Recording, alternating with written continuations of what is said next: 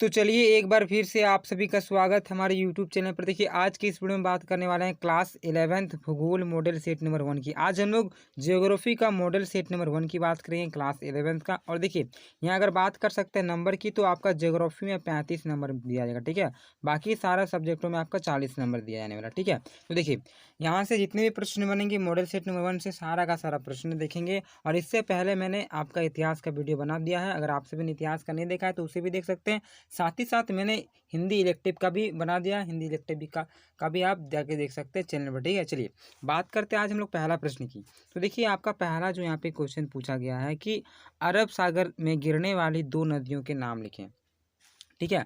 तो सबसे पहले हम लोग जानने का प्रयास करेंगे ज्योग्राफी में कितना कितना नंबर का पूछा जाएगा, क्योंकि ज्योग्राफी में थोड़ा नंबर आपका दूसरा डगवा दिया जा रहा है, ठीक है। तो देखिए 1 से लेकर 7 के बीच के जितने भी प्रश्न रहेंगे आपका 1 नंबर मिलेगा, ठीक है।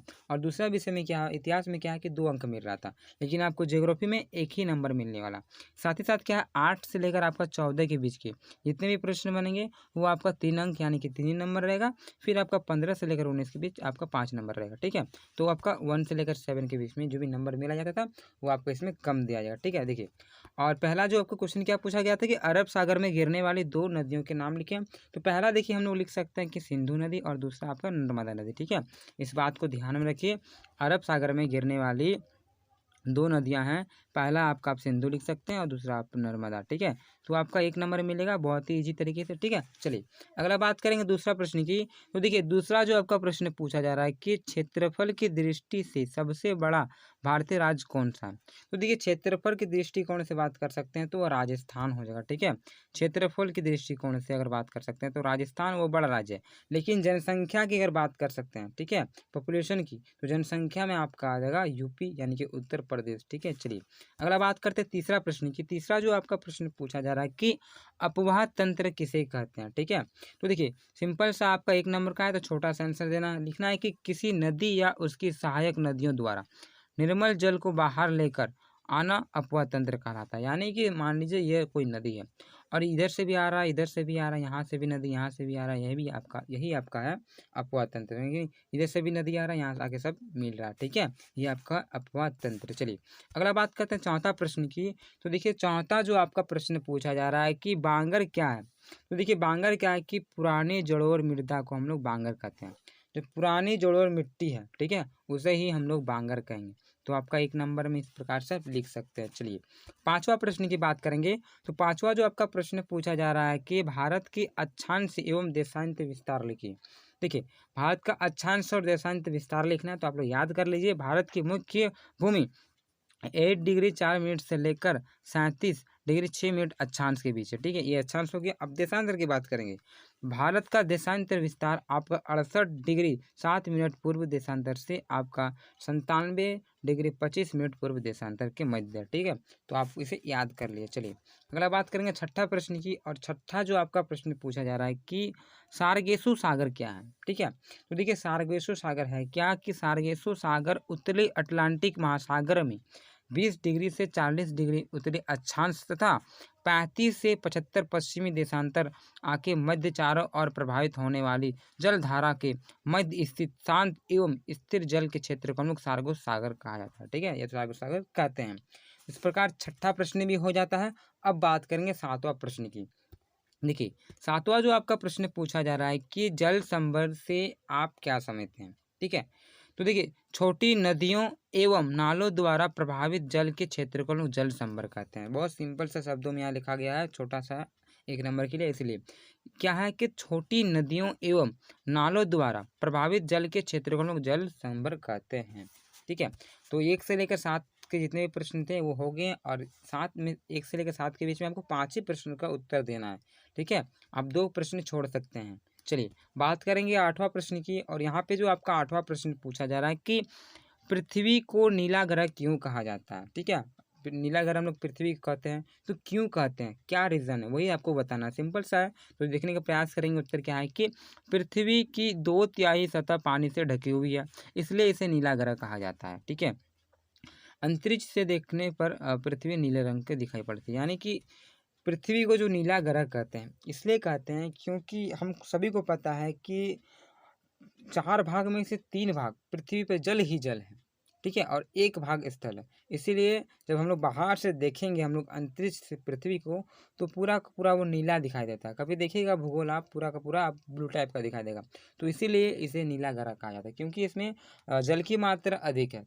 3% तो जल ही जल है पूरे पृथ्वी में, ठीक है, तो इसीलिए हम लोग इसे नीला ग्रह कहते हैं। आई होप आपको समझ में आ गया होगा, ठीक है। चलिए अगला बात करेंगे 9वां प्रश्न की, और यहाँ देखिए 9वां जो आपका प्रश्न पूछा जा रहा है कि पारिस्थितिकी से आप क्या समझते हैं, ठीक है, और इसका भी आपका 3 नंबर मिलने वाला है। देखिए पारिस्थितिकी वह विज्ञान है जिसमें संपूर्ण प्राणियों तथा उनके संपूर्ण वातावरण के संबंधों का अध्ययन किया जाता है। पारिस्थितिकी पर्यावरण का वैज्ञानिक अध्ययन है जो पर्यावरण की अंतःक्रियाओं, ठीक है, विस्तार, वितरण, पर्याप्तता, उत्पादकता एवं विकास की दृष्टि से नियंत्रित एवं संचालित करती है, ठीक है। यही आपका पारिस्थितिक तंत्र है या तो पारिस्थितिक, ठीक है। चलिए अगला देखिए बात करेंगे हम लोग 10वां प्रश्न की, और यहाँ पे जो आपका प्रश्न पूछा जा रहा है कि जैव मंडल से आपका क्या तात्पर्य है, या तो फिर आप जैव मंडल से क्या समझते हैं, ठीक है। तो जैव मंडल के बारे में आपको लिखना है जो भी आपकी जानकारी है। उत्तर देखने का प्रयास करेंगे। यहाँ पे लिखा हुआ है कि जैव मंडल पृथ्वी के चारों तरफ व्याप्त 30 किलोमीटर मोटी वायु, जल, स्थल, मृदा तथा सेल युक्त एक जीवनदायी परत होती है, ठीक है, जिसके अंतर्गत पादपों एवं जंतुओं का जीवन संभव होता है। देखिए जैव मंडल में ही जीवन है, ठीक है। सामान्यतः जैव मंडल में पृथ्वी की हर उस अंग का समावेश है जहाँ जीवन पनपता है। सिंपल सी बात है, ठीक है। तो चलिए बात कर लेते हैं 11वां प्रश्न की। प्रश्न पूछा जा रहा है कि नदियों के किन्हीं 5 महत्व को लिखें, ठीक है। देखिए उत्तर क्या है कि नदियाँ सामाजिक, आर्थिक, वैज्ञानिक तथा अन्य कई रूप से सहायक मानी जाती है, ठीक है। नदियाँ हमें जल प्रदान करने के साथ साथ शुद्ध वातावरण भी देती है। जो नदियाँ हैं क्या है कि हमें जल तो देती ही है, साथ ही साथ शुद्ध वातावरण भी देती है। इसके अलावा नदियों से खेतों के लिए सिंचाई का पानी, जो हम लोग सिंचाई करते हैं खेत में, सिंचाई का पानी, ठीक है, पीने के लिए साफ पानी, जीवन निर्वाह के लिए मछली पालन, रोजगार तथा अन्य कई सारे रोजगार प्राप्त होते हैं। देखिए नदियाँ से क्या होती है, नदी हमें तो पीने के लिए पानी देता ही है, ठीक है, साथ साथ शुद्ध वातावरण भी देता है, सिंचाई के लिए देता है, पीने के लिए पानी तो देता ही है, जीवन निर्वाह यानी कि जीवन यापन के लिए हर एक कार्य में पानी जितने भी यूज करते हैं हम लोग, ठीक है, हर एक चीज़ में वो देता है। साथ ही साथ आपका जो मछली पालन होता है इसमें से भी इनकम होता है, रोजगार होता है, ठीक है। तो हर एक क्षेत्र में जो है नदियाँ एक महत्वपूर्ण भूमिका निभाती है। इस प्रकार से आप इस विषय में बहुत सारे कुछ लिख सकते हैं, ठीक है। देखते हैं अक्सर फैक्ट्री वगैरह होता है वो नदी के पास ही होता है, ठीक है, क्योंकि जल की आवश्यकता होती है। तो इसी प्रकार बात करेंगे 12वां प्रश्न की। देखिए 12वां जो आपका प्रश्न पूछा जा रहा है कि बांगर और खादर में अंतर स्पष्ट करें। बांगर और खादर सिंपल सी बात है, समझने वाली बात है, समझ लीजिए, ठीक है। देखिए बांगर क्या है कि यह पुराने जड़ोर मृदा है, ठीक है। जो बांगर होती है, बांगर का यानी कि देखिए बांगर से हमें लग रहा है कि बेकार, बहुत से बांगर वैसे बेकार यानी कि भांगा हुआ, ये टूटा हुआ, जैसे ना भांग टूटा हुआ, ठीक है। तो बांगर से बेकार या तो फिर अच्छा नहीं लग रहा है, यानी कि पुरानी है, पुरानी जड़ोर मृदा, इस प्रकार से हम लोग याद कर सकते हैं, ठीक है। और इसका उर्वरा शक्ति खादर की तुलना में कम होती है। जो खादर की तुलना में इसकी उर्वरा शक्ति की बात करते हैं तो कम है। इसकी मिट्टी कंकड़ एवं कैल्शियम कार्बन युक्त होती है, ठीक है। जो बांगर होती है, सबसे पहले तो हम लोग इस बात को ध्यान रखेंगे, यह क्या कौन सी मृदा है, ये पुरानी जड़ोर मृदा है। साथ ही साथ इसका जो उर्वरा शक्ति होती है खादर से कम होती है, दूसरा पॉइंट। और तीसरा पॉइंट ये है ये कंकड़ एवं कैल्शियम कार्बन युक्त होती है, ठीक है। अब बात करें मेरे को खादर की, ठीक है। तो ये खादर का मतलब होता है, खादर में क्या होता है, ये नया जड़ोर मृदा होता है, खादर में नया होता है। देखिए खादर का मान लीजिए नया बोला जा रहा है, तो न्यू कोई अगर मेहमान हो, चाहे वो कोई भी रिलेशन हो, न्यू, और न्यू जब कोई आदमी आता है तो हमें उसे क्या कहते हैं, उसे हम लोग आदर करते हैं, आदर सम्मान देते हैं ना। तो आदर से हो गया खादर, खादर से हो गया आदर, इस प्रकार से हम लोग याद कर सकते हैं। जब हम लोग न्यू कोई व्यक्ति आता है तो उसको बहुत ही आदर करते हैं, बहुत सम्मानित करते हैं।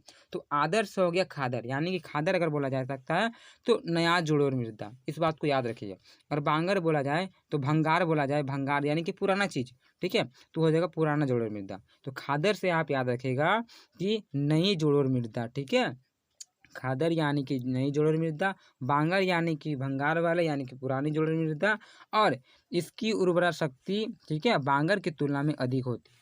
जो पुरानी वाली होती है पुरानी से अच्छी होती है, ठीक है, इस बात को ध्यान में रखिएगा।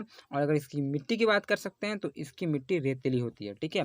आई होप आप सभी को बांगर और खादर में किसी प्रकार का दिक्कत ना हो रहा होगा, क्योंकि मैंने इस प्रकार से बता दिया, ठीक है। चलिए अगला बात करेंगे हम लोग 13वां प्रश्न की। और 13वां जो आपको यहाँ पे क्या प्रश्न पूछा जा रहा है कि समुद्री जल की लवणता से आप क्या समझते हैं, ठीक है। देखिए उत्तर देखने का प्रयास करेंगे। लवणता वह शब्द है जिसका उपयोग समुद्री जल में घुले हुए नमक की मात्रा को निर्धारित कर किया जाता है। इसका परिकलन 1000 ग्राम समुद्री जल से, ठीक है, समुद्री जल में घुले हुए नमक की मात्रा द्वारा किया जाता है।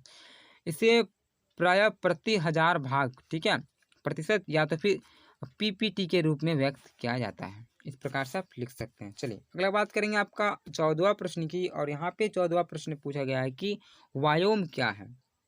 देखिए वायोम धरती या तो फिर समुद्र के किसी ऐसे बड़े क्षेत्र को बोलते हैं जिसके सभी भाग में मौसम, भूगोल और निवासी, ठीक है, जीवों, विशेषकर पौधे और प्राणी की समानता हो, उसे हम लोग वायोम कहेंगे, ठीक है।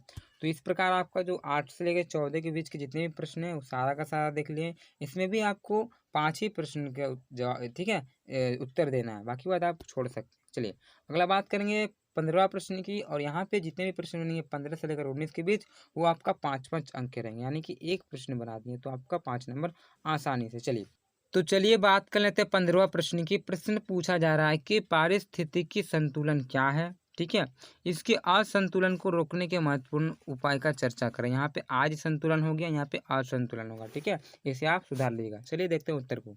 है क्या कि किसी परितंत्र में विभिन्न जीवों के समुदाय में परस्पर गतित सभ्यता की अवस्था ही पारिस्थितिक संतुलन है। अर्थात पर्यावरण में विभिन्न प्रकार के जीव, जंतु, पौधे एवं मनुष्य के मध्य संबंध को ही हम लोग पारिस्थितिक संतुलन कहते हैं, ठीक है। जितने भी यहाँ है जीव जंतु हो गए, मनुष्य हो गए, पेड़ पौधे, इन सभी के बीच में जो भी आपके परिस्थिति, ठीक है, इसे हम लोग कहेंगे पारिस्थितिक संतुलन, ठीक है। इसके पारितंत्र में हर प्रजाति की संख्या एक से एक के एक स्थायी संतुलन के रूप में वर्णित किया जाता है, ठीक है। आगे है क्या, पारिस्थितिक असंतुलन को रोकने के उपाय, ठीक है। यहाँ पे आप लिख सकते हैं पारिस्थितिक असंतुलन जो हो रहा है इसके क्या उपाय हैं, ठीक है। तो पहला लिख सकते हैं कि विशेष आवास स्थान में पौधे व या प्राणी समुदाय में घनिष्ठ अंत संबंध पाए जाते हैं, ठीक है, इसमें जो संबंध है पाए जाते हैं। आगे लिखना है कि निश्चित स्थान पर जीवों में विविधता वहाँ के पर्यावरण कारकों का संकेत है। तीसरा आपको लिखना है कि इन कारकों का समुचित ज्ञान व समझ ही परितंत्र के संरक्षण व बचाव के प्रमुख आधार है, ठीक है। इस प्रकार से आपका जो 15वां नंबर का प्रश्न है वो आपको समाप्त होता है। अब बात करेंगे हम लोग 16वां नंबर प्रश्न की। और देखिए 16वां जो आपको यहाँ पे प्रश्न पूछा जा रहा है कि भारत के प्रमुख भौतिक विभाग के नाम लिखें और, ठीक है, इनमें से किसी एक का विस्तृत वर्णन करें। किसी एक पर लिखना है, पहले तो आपको बताना है, उसके बाद किसी एक पर लिखना है। तो हम लोग बात करेंगे, पहला देखिए क्या क्या है। पहला आपका हिमालय का पर्वतीय प्रदेश हो गया, दूसरा आपका मैदानी हो गया, उत्तरी मैदान हो गया, तीसरा आपका प्रायद्वीप पठार हो गया, चौथा में आप लिख सकते हैं भारतीय मरुभूमि, और पांचवा आप लिख सकते हैं आप समुद्र तटीय मैदान, और छठा द्वीप समूह, ठीक है। तो इस प्रकार 6 हैं और इन 6 में से किसी एक पर आपको टिप्पणी करना है, यानी कि लिखना है विस्तृत से, ठीक है। तो आज हम लोग लिखेंगे दूसरा नंबर, यानी कि जो उत्तरी मैदान है, उत्तरी मैदान के बारे में, ठीक है। चलिए तो यहाँ पर समझने का प्रयास करेंगे। देखिए उत्तर के महान पर्वतीय भाग के दक्षिण में, ठीक है, उत्तरी भारतीय मैदान पाया जाता है। हिमालय के निर्माण के समय शिवालिक के दक्षिण में एक खाई का निर्माण हो गया था, जिसे गंगा और ब्रह्मपुत्र की नदी द्वारा लाए गए अवसादों के निक्षेप से भारत के उत्तरी मैदान का निर्माण हुआ है, ठीक है। यह मैदान पश्चिम में सतलज नदी से लेकर पूर्वी में ब्रह्मपुत्र नदी तक का लगभग 2500 किलोमीटर की लंबाई में फैला हुआ है, ठीक है। इस बात को आप लोग ध्यान रखिए। इसका निर्माण नदी द्वारा लाए गए जोड़ों से हुआ है, ठीक है, इसलिए सर्वाधिक उपजाऊ क्षेत्र है। इस मैदान की पुराने जोड़ों बांगर कहा जाता है और नवीन जोड़ों खादर कहा जाता है, ठीक है। तो सभी को पता है जो पुरानी होती है बांगर कहा जाता है, और आपका जो नवीन होती है यानी कि न्यू होती है वो खादर कहा जाता है। तो इस प्रकार आप अभी देखें उत्तरी मैदान के बारे में भी अब बात करेंगे 17वां प्रश्न की। तो चलिए अब बात कर लेते हैं 17वां प्रश्न की। प्रश्न पूछा जा रहा है कि मृदा अपरदन क्या है, इसके रोकथाम के उपाय बताएं। ठीक है, तो सबसे पहले हम लोग जानेंगे मृदा अपरदन क्या है, उसके बाद जानेंगे इसके उपाय। ठीक है, इसे रोकने के उपाय। देखिए, मृदा अपरदन प्राकृतिक रूप से घटित होने वाली एक भौतिक प्रक्रिया है। ठीक है, जिसमें मुख्यतः जल एवं वायु जैसे प्राकृतिक भौगोलिक, ठीक है, भौतिक बलों द्वारा भूमि की ऊपरी मृदा के कणों को अलग कर बाहर ले जाना ही सम्मिलित है। यानी कि हम लोग कह सकते हैं कि जो मृदा कटिंग हो जाती है, जब भी पानी आती है, हवा आती है और जो धूल उड़ के चला जाता है, जो मिट्टी चला जाता है, उसे ही हम लोग मृदा अपरदन कहते हैं। ठीक है, देखिए आगे क्या है कि यह सभी प्रकार की भू आकृतियों को प्रभावित करता है। मृदा अपरदन के रोकथाम के उपाय इस प्रकार से। ठीक है, तो देखिए मृदा अपरदन यानी कि हम लोग कह सकते हैं ऐसे हम बता रहे हैं, मिट्टी की कटाव की प्रक्रिया को हम लोग मृदा अपरदन कहते हैं। जो मिट्टी कटता है, ठीक है, तो हम लोग कह सकते हैं सिंपल शब्दों में कि मिट्टी की कटाव की प्रक्रिया को या फिर मृदा के कटाव की प्रक्रिया को हम लोग मृदा अपरदन कहेंगे। ठीक है, जो मिट्टी कट रहा है, जो धीरे धीरे बह के दूसरा जगह चल रहा है, वही आपका मृदा अपरदन है। ठीक है, तो इसके रोकथाम के उपाय क्या है वो आपको बताना है। ठीक है, तो सबसे पहले हम लोग पॉइंट मार के लिखेंगे कि वृक्षारोपण, यानी कि वृक्ष लगाकर, पौधे लगाकर हम इसे कम कर सकते हैं। देखिए, पेड़ पौधे की जड़ें मिट्टी को पकड़े रहती है, जिससे अपरदन कम होता है। ठीक है, जो पेड़ पौधे होते हैं वो क्या करते हैं कि मिट्टी को पकड़ के रखती है, इससे अपरदन कम होता है। इस कारण पहाड़ी ढलानों तथा नदियों के किनारे एवं अन्य सभी जगहों पर पेड़ पौधे मिट्टी के अपरदन को रोकने में सहायक हैं। अतः वृक्षारोपण मृदा संरक्षण में मददगार है। ठीक है, इस प्रकार से जो वृक्ष रोप के यानी कि वृक्ष लगा के हम लोग मृदा अपरदन को कम कर सकते हैं। ठीक है, चलिए आगे है कि वर्षा ऋतु में नदियों में बाढ़ आने से आसपास के क्षेत्र में मिट्टी का कटाव होता है। नदियों का बांध बनाकर पानी को रोककर धीरे धीरे कम मात्रा में छोड़ा जाता है। इससे बाढ़ की समस्या भी नहीं होती और तथा मृदा अपरदन कम होता है। यानी कि हम लोग बांध बना के भी हम लोग मृदा अपरदन को रोक सकते हैं। जब क्या होता है, वर्षा ऋतु आती है, पानी जब अधिक होती है तो उस समय तो बहा के ले जाती है। ठीक है, तो वो जो बहा के ले जाती है, तो अगर हम लोग बांध बना देते हैं तो उसको हम लोग धीरे धीरे अगर खोलते हैं तो वो पानी नहीं है। अगर अचानक से पानी आता है वर्षा ऋतु में तो मिट्टी बहा के ले ही जाती है, आप सभी जानते हैं। तो बांध बना के भी हम लोग एक प्रकार से मृदा अपरदन को रोक सकते हैं। ठीक है, चलिए अगला बात करते हैं पेड़ों की रक्षा मेखला बनाकर। क्या है कि पेड़ों को कतार में लगाकर रक्षा मेखला बनाई जाती है। इस रक्षा मेखला के कारण पवनों की गति को कम किया जा सकता है।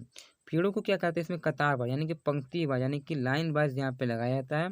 इसे हम लोग रक्षक मेखला कहते हैं। ठीक है, और जो हवा चलती है, जो पवन की हवा चलती है, इसे कम किया जा सकता है।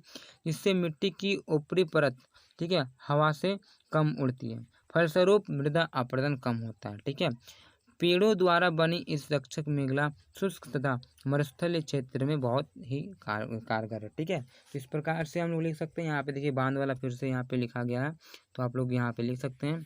तो मैंने बांध के बारे में थोड़ा बता दिया था ऊपर में, तो आप इसे भी लिख सकते हैं। तो इस प्रकार जो आपका 17वां नंबर प्रश्न है वो समाप्त होता है। मृदा अपरदन क्या है, उसी रोकथाम के उपाय। बहुत सरल शब्दों में मैं आप सभी को समझा दिया और बहुत ईजी भी क्वेश्चन है। ठीक है, तो सिर्फ समझने वाली बात है। चलिए अब बात करते हैं 18वां प्रश्न की। और यहाँ पे जो आपका प्रश्न पूछा जा रहा है कि उत्तर भारतीय नदियों की क्या विशेषता है। ठीक है, यह प्रायद्वीप नदियों से किस प्रकार भिन्न है। ठीक है, वो आपको बताना है। तो जो उत्तर की जो नदियाँ हैं उसकी विशेषता बताना है, उसके बारे में कुछ अच्छी चीज़ बताना है और प्रायद्वीप नदी की तुलना करना है। ठीक है, चलिए तो उत्तर देखेंगे हम लोग क्या है कि उत्तर भारत की अधिकांश नदियाँ जैसे कि गंगा हो गया, सिंधु हो गया, ब्रह्मपुत्र हो गया, सहायक नदियाँ। ठीक है, और सिंधु नदी अरब सागर में और गंगा नदी ब्रह्मपुत्र बंगाल की खाड़ी में गिरती है। ठीक है, जो सिंधु नदी है वो अरब सागर में गिरती है और जो ब्रह्मपुत्र नदी है ये आपका बंगाल की खाड़ी में गिरती है और गंगा नदी भी। इसकी विशेषताएं इस प्रकार है कि कुछ नदियाँ पठारी भागों से निकलती हैं जो कि गर्मी के दिनों में सूख जाती है। कुछ ऐसे नदियाँ हैं जो कि पठारों से निकलती हैं और गर्मी के दिनों में सूख जाती हैं। उत्तर भारत की नदियाँ अधिकांश मैदान भागों में बहती है। ठीक है, जिसके कारण इन नदियों से नहरें निकाली जा सकती है। अधिकांश के जो भी नदियाँ हैं ये आपका मैदानी भागों में निकलती है। उत्तर भारत के अधिकांश नदियाँ गंगा सिंधु, ब्रह्मपुत्र नदी में सहायक नदियाँ हैं। ठीक है, अब अंतर बताना है तो यहाँ पे लिख सकते हैं कि दक्षिण भारत की नदियाँ उत्तर भारत की नदियों से भिन्न हैं। अब यहाँ पे अंतर बताना है, जो दक्षिण भारत की नदियाँ हैं यानी कि जो नीचे साइड का जो आपका जो नदी है, जो रिवर्स है, तो ऊपर की तुलना में, ठीक है, ये भिन्न है। और दक्षिण भारत की नदियाँ में सालों भर पानी नहीं रहता है और ना ही नदियाँ समतल भागों में बहती है, इसलिए इन नदियों में ना नावें चलाई जा सकती है और ना ही नहरें निकाली जा सकती है। जबकि उत्तर भारत की नदियाँ की स्थिति ठीक इसके विपरीत है, यानी कि जो आपका नीचे की ओर के दक्षिण की ओर की जितने भी नदियाँ हैं उसमें साल भर पानी नहीं रहता, ठीक है, और उसमें नाव चलाने में दिक्कत होती है। लेकिन उत्तर साइड की जो नदियाँ हैं, उत्तर की ओर की नदियों को बात करेंगे तो वो उसके विपरीत यानी कि उसका उल्टा बहुत ही अच्छा उसका रहता है। ठीक है, तो बहुत ही ईजी है ये प्रश्न, भी समझ आ गया होगा आप सभी को। अब बात करेंगे 19वां प्रश्न की, और 19वां प्रश्न आपका मैप है। देखिए मैप बहुत ही अच्छी प्रकार से मैंने बनाया है, ठीक है, तो आप सभी को मैं मैप बताने का प्रयास कर रहा हूँ। तो देखिए मैप में क्या होगा कि आपको आसानी से 5 नंबर मिल जाएगा, कुछ नहीं करना होता है, सिर्फ समझिए और टिक मारिए, आप उसको दर्शा दीजिए। और उस सब में क्या करना होगा कि आपको पेज भर के लिखना पड़ेगा, 1.5-2 पेज। अब मैप में क्या होगा कि सिंपल सा आपको जो जो यहाँ पे नाम लिखा है उसको आप दर्शा दीजिए और आसानी से 5 नंबर उठा लीजिए। ठीक है, तो हर एक मैप को देखिए, मैप को नहीं छोड़िएगा आप। ठीक है, चलिए बात करेंगे हम लोग 19वां प्रश्न। यहाँ पूछा जा रहा है कि भारत के मानचित्र में निम्नलिखित को दर्शाएं, यानी कि यहाँ पे जो 4 दिए हुए हैं, 4-5 दिए हुए हैं, पाँचों को दर्शाना है। पहला है कि नर्मदा एवं ताप्ती नदी, दूसरा कि कोरोमंडल, तीसरा चिल्का झील, लक्षद्वीप और अंडमान निकोबार द्वीप समूह। तो पांचों को हम लोग दर्शाएंगे। ठीक है, देखिए पहला आपको क्या बोला गया है कि पहला आपको दिखाना है कि नर्मदा और ताप्ती नदी। तो देखिए नर्मदा और जो ताप्ती नदी है, ठीक है, वो आपका हो जाता है, ये वाला जो क्षेत्र पड़ता है, ये मध्य प्रदेश वाला क्षेत्र यहाँ पे होता है। तो आप क्या कीजिएगा, इस प्रकार से आप ऐसा मारिएगा टिक, और यहाँ पे उसका नाम लिख सकते हैं। यहाँ पे कौन नंबर, जितना नंबर का है आप नंबर बिठा सकते हैं। यहाँ पे भी आप कॉल लिख सकते हैं, ठीक है, और यहाँ पे नर्मदा नदी लिख सकते हैं। तो इस प्रकार से नर्मदा नदी जो है और ताप्ती नदी है, ये वाला क्षेत्र पड़ता है। दूसरा आपको क्या पूछा गया था, कोरोमंडल। ठीक है, देखिए कोरोमंडल जो ये वाला क्षेत्र, यहाँ वाला ये जो दिख रहे हैं, ये आपका कोरोमंडल हो जाता है। ठीक है, इस जो नीचे वाला क्षेत्र को देख रहे हैं, ये आपका कोरोमंडल हो जाता है। तो यहाँ पे आप दर्शा सकते हैं, यहाँ लकीर दे दीजिएगा, कोरोमंडल लिख सकते हैं, यहाँ पे लिखा हुआ 6 नंबर का। ठीक है, और तीसरा जो आपका पूछा गया था कि चिल्का झील, तो हम सभी को पता है जो चिल्का झील है वो उड़ीसा में, कहाँ पे, उड़ीसा में, उड़ीसा आपको यहाँ पे पड़ता है। और आप इस प्रकार से लकीर देके यहाँ पे गौ नंबर लिख सकते हैं, या तो फिर आप यहाँ पे भी गौ नंबर लिख सकते हैं और चिल्का झील लिख सकते हैं, यहाँ पे भी चिल्का झील लिख सकते हैं। ठीक है, सिर्फ आपको दर्शाना है, सही जगह आपको दर्शाना है, ये जो लकीर रहेगा वो सही जगह होना चाहिए, बाकी बात आप कहीं किसी को लिख सकते हैं। देखिए चौथा जो अब आपका पूछा गया कि लक्षद्वीप, तो लक्षद्वीप की बात कर सकते हैं, तो यहाँ पे आपका लक्षद्वीप है। ठीक है, तो इस प्रकार 4 हो गया, एक आपका छूट रहा है, वो आपका है अंडमान निकोबार द्वीप समूह। और जो अंडमान निकोबार द्वीप समूह आपका इस यहाँ पे पड़ता है, ये वाला क्षेत्र में। ठीक है, तो ये वाला क्षेत्र जो दिखाई दे रहा है, ये आपका अंडमान निकोबार द्वीप समूह हो जाता है। यहाँ पे आप इसको दर्शा सकते हो। ठीक है, तो इसी प्रकार 19 नंबर का प्रश्न समाप्त होता है। और यहाँ आसानी से आप मैप को देख लीजिए, याद कर लीजिए, तीनों मॉडल पेपर का देख लीजिएगा, साथ ही अगर बोलेगा तो मैं इंपॉर्टेंट मैप भी करवा दूंगा, ताकि आपको 5 नंबर आसानी से मिल जाए। दूसरे में क्या होता है कि 5 नंबर के लिए आपको लिखना पड़ेगा 1.5-2 पेज, लेकिन इसमें कुछ लिखना नहीं पड़ता, सिर्फ और सिर्फ दर्शा दीजिए। तो इसी प्रकार आपका जो मॉडल सेट नंबर 1 होता है वो क्लियर होता है। इसके बाद हम लोग दूसरे वीडियो मिलते हैं, तब तक के लिए आप क्या कीजिए, हमारे चैनल को सब्सक्राइब कर लीजिए, क्योंकि जब भी मैं इसके बाद जो भी वीडियो डालूंगा तो सबसे पहले आप पर पहुँचे। ठीक है, मैं बता रहा हूँ। और जब मैं सेकेंड इसका वीडियो डालूंगा, सेकेंड मॉडल पेपर का, तो सबसे पहले आप देख पाएँ, आपको नोटिफिकेशन जाएगा, ठीक है, मैसेज जाएगा कि मैंने अपलोड कर दिया। तो आप फटाफट हमारे चैनल को सब्सक्राइब कर लिए, अपने मित्रों को भी शेयर कर दें, ताकि उसे भी दिक्कत ना हो। और एग्ज़ाम बहुत ही नज़दीक ही है। ठीक है, तो आप सभी तैयारी कीजिए और हमारे चैनल से जुड़े रहें, ताकि हम सभी भी आप सभी को हमारे चैनल के माध्यम से बेहतर और बेहतर शिक्षा देने का कोशिश करेंगे। तब तक के लिए धन्यवाद। इसी प्रकार दूसरे वीडियो में मिलते हैं हम लोग। जय हिंद, जय भारत।